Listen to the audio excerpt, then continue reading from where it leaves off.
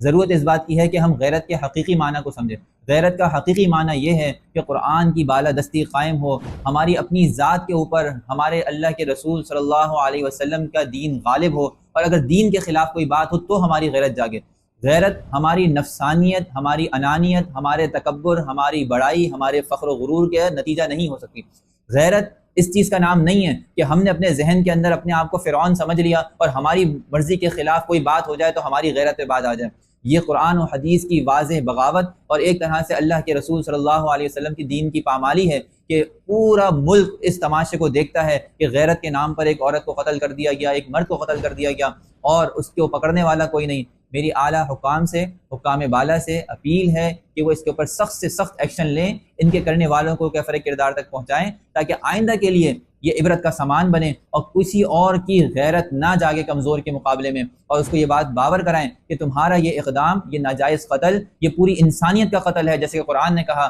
کہ من قتل نفسا بغیر نفس او فساد فی الارض فکأنما قتل الناس جميعا۔